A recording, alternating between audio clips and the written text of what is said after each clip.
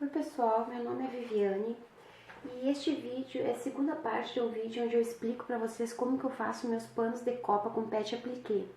Na primeira parte eu mostrei como que eu faço o barrado, agora eu vou explicar para vocês como que eu faço o pet appliqué, tá? Aqui ó, eu apliquei umas corujas e este molde eu tirei da internet e já deixei disponível lá na minha página do Face. Agora eu vou mostrar esse bule aqui pra vocês, ó, que eu também tirei lá da internet e vou fazer ele num pano de copa, tá? Quanto mais detalhes tem o molde, mais trabalho dá pra casear. E esse bule aqui ele é mais simples, ó, tem poucos detalhes, é mais fácil, tá?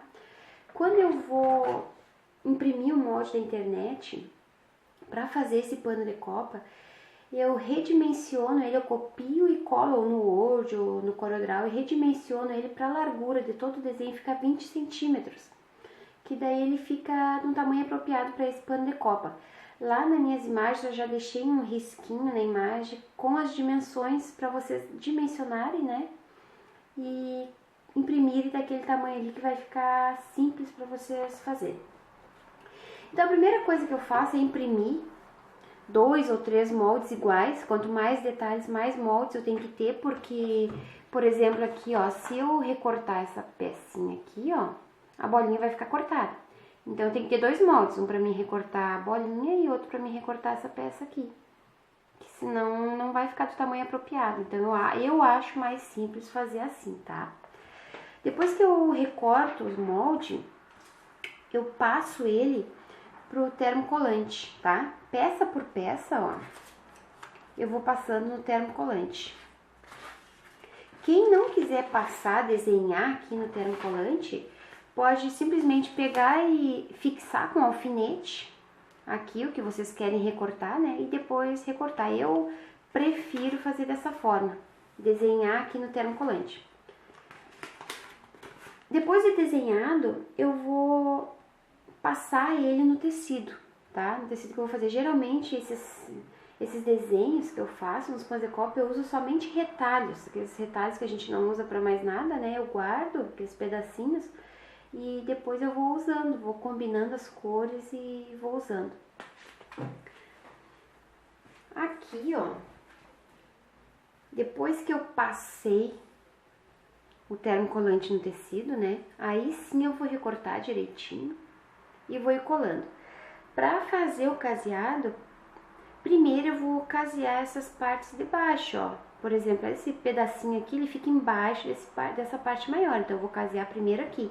Aqui eu casei primeiro aqui, para depois casear essa parte maior, ó. Já essa partezinha amarela aqui, ó, ela é em cima dessa rosa. Então, depois que eu casear essa rosa, eu venho e vou casear esse amarelo aqui, tá? A minha máquina, ela já tem caseado, ela é a SQ9000, tá? Ela é própria para fazer esses trabalhos, eu gosto muito, tá? Quando eu não tinha essa SQ9000, eu caseava, eu fazia com zigue-zague, mas não fica tão legal quanto fica o próprio caseado, tá? Eu vou mostrar ela aqui pra vocês. Pessoal, essa aqui, ó, é a SQ9000. Aqui na numeração dos pontos, ó, o número 12 é o próprio para fazer esse caseado. Quando a gente seleciona aqui, ó, o número do ponto que a gente quer, ele já tem um tamanho pré-definido aqui, ó. Mas para mim fazer esse caseado, eu personalizo, ó. Aqui, ó, é 2,5 de comprimento por 3,5 de largura. Eu venho na largura, ó, e deixo 2,5. Tanto a largura como a altura vai ficar o mesmo tamanho. Daí o caseado ele fica mais delicado, fica mais bonito, tá? Então, se vocês têm ela, vocês podem tentar fazer isso. E quando eu inicio ou termino um caseado, ela tem aqui o retrocesso, ó. Então, para iniciar, eu dou um retrocesso que ela dá um nozinho no início do ponto. Então, a gente sabe que dali não vai desmanchar. Eu vou mostrar aqui pra vocês só um pedacinho do caseado para vocês verem como que ela funciona e é bem legal fazer o caseado com ela, tá bom? Sempre eu faço o caseado com linha comum de costura. Embaixo eu sempre deixo a branca, né, porque o pano de prata é branco. E em cima eu vou variando as cores de acordo com o meu tecido, tá?